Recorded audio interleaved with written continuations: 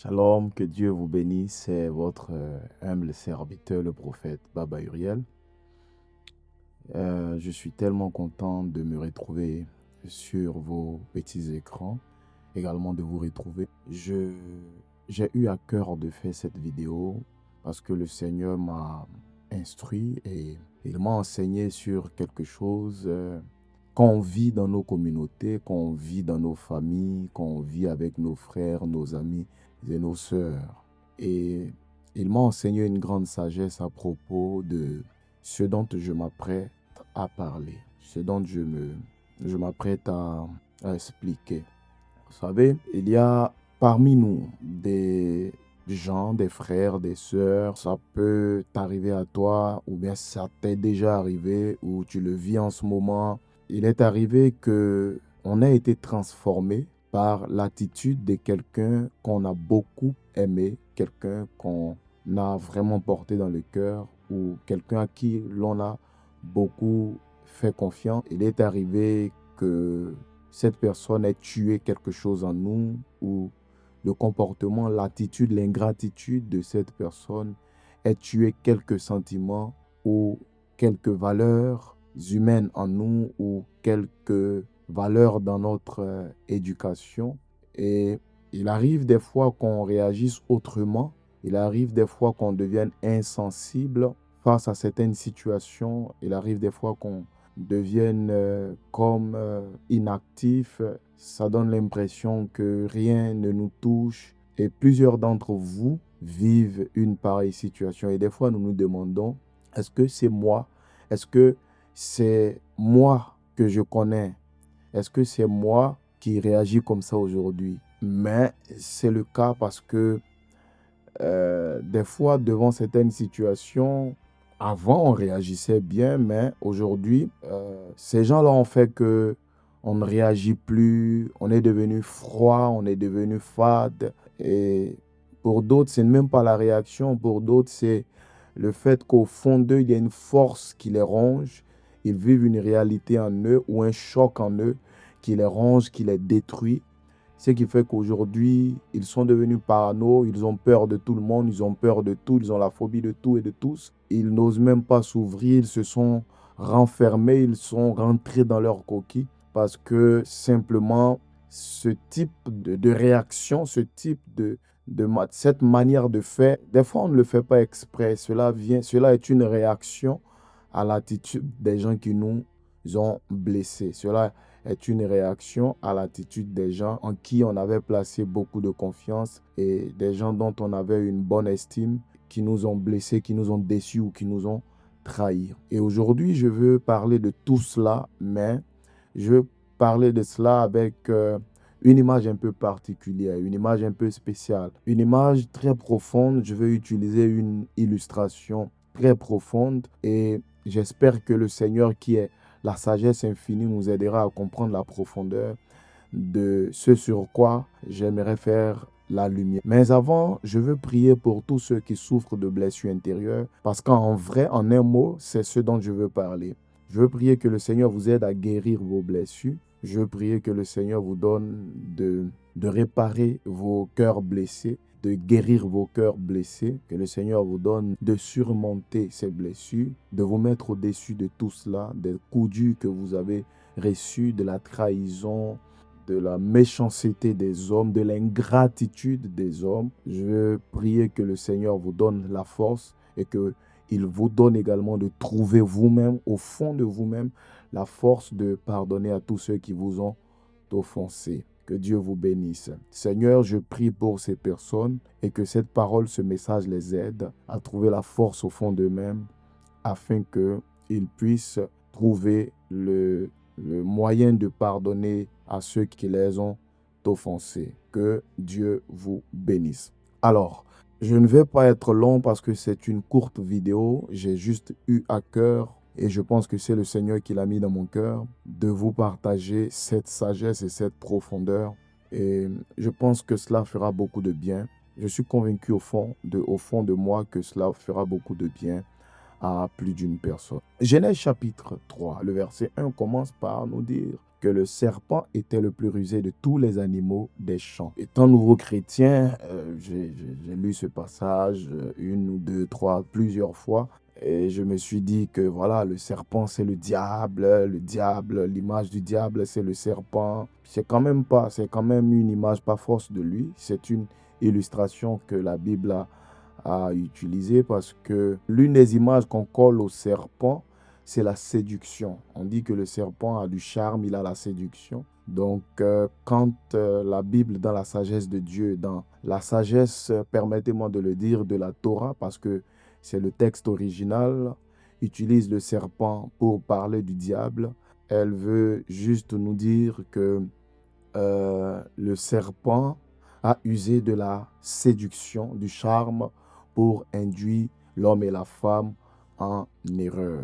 Ça, c'est le premier aspect de la sagesse que la Bible nous laisse entrevoir dans le récit de la chute de l'homme. Mais d'un autre côté, il y a une sagesse beaucoup plus profonde que j'aimerais explorer et sur laquelle j'aimerais faire de la lumière. Ceci dit que le serpent étant l'animal le plus rusé parmi tous les animaux des champs, si la Bible commence le récit de la chute de l'homme avec cette description, c'est que le serpent a quelque chose d'un peu spécial. Le serpent est un animal qui a un comportement et une façon d'agir qui est un peu particulière et qui lui est propre. Donc, le serpent de la Genèse, au-delà du fait que c'était un séducteur, c'était le diable, au-delà du fait qu'il a poussé Adam et Ève dans la faute, dans le péché originel, il y a également une autre profondeur, il y a également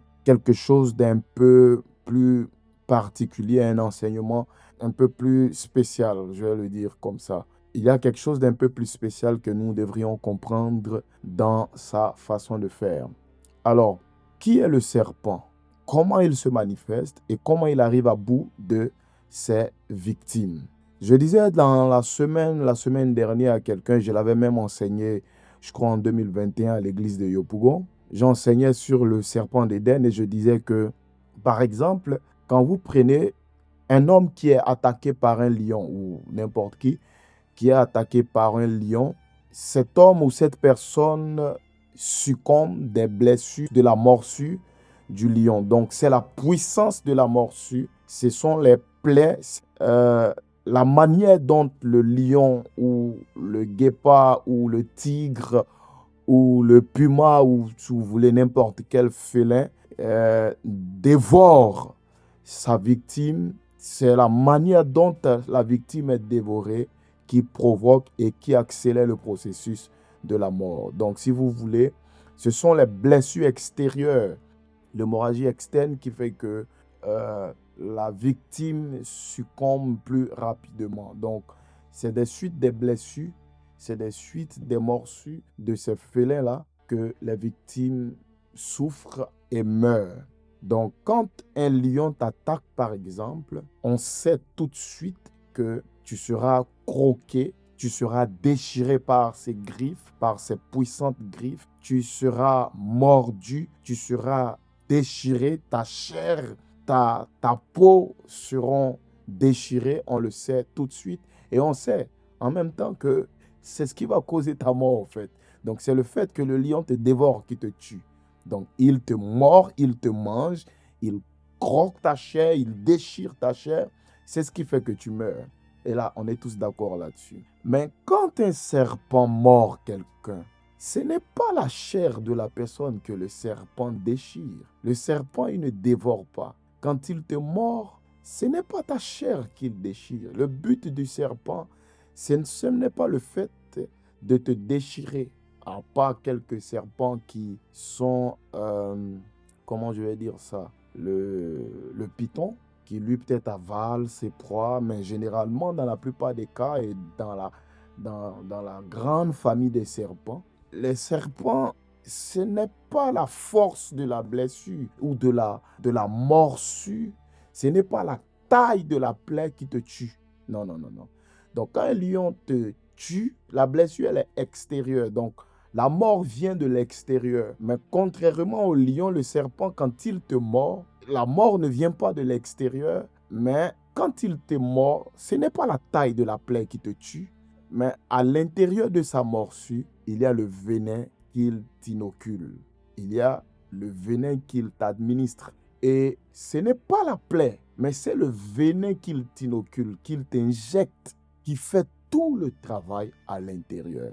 C'est pourquoi, dans la sagesse infinie de Dieu, il a préféré utiliser le serpent dans le récit de la chute de l'homme pour parler de toutes les réalités auxquelles l'homme pourrait être confronté. Vous savez, il y a des situations qui nous arrivent susceptibles de nous détruire parce que on voit physiquement, on voit, c'est là, les choses sont évidentes. Mais par contre, il y a des gens qui rentrent dans nos vies comme des serpents. Ils entrent et quand ils entrent, ils nous mordent. Et ce n'est pas la taille de la plaie qui nous détruit, mais ils nous mordent et ils nous inoculent un venin qui nous ronge au fond de nous et qui nous dénature, qui change le fonctionnement et qui change notre nature. Le serpent, généralement, il y a même de petits serpents comme ça qui vous mordent et qui fuient, qui continuent leur vie, qui continuent leur chemin. Mais quand ils vous mordent et qu'ils fuient, qu'ils continuent leur chemin, ils vivent leur vie peinard. Mais vous, à qui le venin a été inoculé, vous, c'est vous qui en souffrez dans votre chair. Et pour celui qui, parce que des fois même la morsure est invisible, mais pour celui qui ne comprend pas et qui n'a pas assisté à la scène, il ne sait pas combien vous souffrez dans votre chair. Parce que quand le venin vous est injecté, quand le serpent vous donne, qu'il vous induit son venin, le venin du serpent, la plupart des serpents et la plupart de leurs venins, créent dans le système de la circulation sanguine une coagulation du sang. Vous voyez, cette coagulation du sang peut entraîner pas mal de choses, dysfonctionnement du cœur, insuffisance rénale, dysfonctionnement du foie et pas mal de choses peuvent se passer. Alors, qu'est-ce que cela veut dire? Cela veut dire que dans notre société d'aujourd'hui, il y a des gens qui, autour de vous, vous ont sorti des paroles. Et ces paroles-là vous ont blessé au fond de vous. Il y a des gens qui ont été très méchants, très durs envers vous et qui ont laissé des traces au fond de vous, dans votre cœur, dans votre esprit, dans vos pensées, dans votre âme. Et aujourd'hui, vous en souffrez. Vous êtes les seuls à en souffrir. Parce que cela se présente comme quand le serpent vous donne son venin. Et lui, il s'en fout, il continue sa vie, il vit sa best life. La plupart des gens qui vous ont blessé, ils s'en foutent. C'est vous qui retenez leurs blessures, leurs trahisons contre eux. C'est vous qui gardez cela dans votre cœur. Et cela fonctionne dans votre cœur comme un venin. Et cela est en train de détruire des tissus de votre cœur, de votre esprit. Cela est en train de devenir toxique à votre esprit et à votre fonctionnement, à votre façon de faire. Pendant ce temps, le mec ou la meuf ou le gars, le monsieur, la dame, ils vivent leur vie tranquille. Vous portez le venin de quelqu'un qui n'en vaut même pas la peine. Et c'est comme ça que la chose se présente. Aujourd'hui, il y a plusieurs qui portent le venin des gens. Et ce venin-là est en train de les détruire. Ce que je veux te dire aujourd'hui, il faut poser un garrot. Parce que le premier geste à faire ou l'un des premiers gestes à faire pour secourir quelqu'un qui a été mordu par un serpent, c'est de poser un garrot. Ce que je veux te dire aujourd'hui, c'est qu'il faut poser un garrot. Parce que pendant que tu souffres, bien-aimé, la personne, elle vit sa vie tranquille. Pendant que toi, tu es en train de souffrir, il y a des gens même qui ont été brisés. Pendant que tu fais tous les efforts pour penser ces blessures intérieures, la personne, elle vit sa best life. Pose un garrot. Ne permets pas qu'une mauvaise parole, qu'une ingratitude, qu'un mauvais comportement, que la méchanceté de quelqu'un, ou même que la trahison te dénature ou te détruise. Parce qu'alors que toi, tu acceptes, au fait, le venin se propage. Pour parler comme, comment je vais dire ça? Pour être sincère avec vous, le venin se propage dans votre corps selon votre volonté. Ce que vous entendez et qui vous ronge, qui vous détruit, ce que vous portez qui devient en vous une blessure intérieure, prend des proportions, surtout quand vous le permettez. C'est pourquoi aujourd'hui, j'aimerais t'exhorter. Pose un garrot. Mets-toi au-dessus de tout ça. Ces gens qui t'ont blessé là ne méritent pas que toi tu souffres à l'intérieur de toi pour eux. Ces gens qui t'ont trahi là ne méritent pas que tu souffres à l'intérieur de toi pour eux. Il y a des gens pour qui on a donné corps, âme et esprit. qui nous ont déçus, qui nous ont trahis de la pire des manières. Il y a des gens à qui on avait confiance, qu'on a aimé de tout notre cœur, qui nous ont traités comme n'importe quoi. Et aujourd'hui, on porte ces cicatrices, ces stigmates dans nos cœurs. Mais laissez-moi vous dire, est-ce que quand vous regardez ces gens-là, ça vaut la peine de porter leur venin en nous? Non, non, non, non. C'est vrai que c'est subtil, c'est très subtil. C'est vraiment subtil. C'est tellement subtil qu'après, on croit que c'est normal. Il m'a blessé, je ne peux pas. Non, non, non, non. Ce n'est pas normal. Il ne mérite pas que tu transportes son venin en toi. Pourquoi porter le venin de quelqu'un qui t'a blessé et qui vit sa vie pendant ce temps? Toi, tu es en train de réfléchir, cela te ronge, tu souffres. Non. Tu souffres, tu as un chagrin qui ne finit pas. Non. Pose un garrot, s'il te plaît. Dis-toi désormais que c'est quelqu'un qui ne mérite pas que tu souffres pour lui. Tu es quelqu'un de spécial. Tu as beaucoup d'autres choses à accomplir. Ne laisse pas ce venin te détruire. Ne laisse pas ce venin tuer la personne que tu étais autrefois, la merveilleuse personne que tu étais autrefois. Parce que le venin de certaines personnes a tué de merveilleuses personnes. Ne laisse pas ce venin, le venin de ce méchant, de cet ingrat, de ce traître, tuer la merveilleuse personne que tu étais autrefois. Aujourd'hui, ces venins ont tué au fond de toi le bon cœur que tu avais. Non, ne laisse pas. Non, non, non. Mets-toi juste au-dessus de ça. Et deviens surtout plus intelligent. Je ne te demande pas de devenir naïf ou d'agir de façon naïve, mais je te demande juste de te mettre au-dessus de ça, de prendre de l'ascendance sur tout ce qu'on t'a fait et d'avancer. Ne laisse pas le venin de quelqu'un. Tu es l'homme, la bonne personne, cette merveilleuse femme, ce merveilleux homme que tu étais, cet homme bien, avec tant de valeur, cet homme qui était un modèle inspirateur, cette femme qui était un modèle inspirateur. Ne laisse pas ce venin, ne laisse pas cette ingratitude, cette méchanceté, ces mauvaises paroles qu'on t'a répétées, qu'on a cessé de te répéter toutes les fois. Ces paroles dures que ton mari ou ton ex-mari ou ton père ou ton beau-père ou ta belle-mère ou certains de tes amis qui te disaient non, tu es un bon à rien, tu n'as rien, tu ne connais rien. Ne laisse pas cette parole te dénaturer. Crois-moi, tu es quelqu'un de spécial. Tu es une très très bonne personne. C'est le message que Dieu a mis dans mon cœur pour toi. Je ne veux même pas être long. Je vais juste te dire, pose un garrot. Ne laisse pas le venin se propager dans ton esprit. Ne laisse pas ce venin se propager dans ton histoire. Ne laisse pas ce venin continuer avec toi dans ton parcours. Arrête-le dès maintenant. Et tu verras. Quand tu vas l'arrêter, tu verras que tu seras quelqu'un de plus grand, quelqu'un de plus puissant. Telle est la sagesse que Dieu m'a donnée pour toi. Que Dieu te bénisse. Shalom, shalom.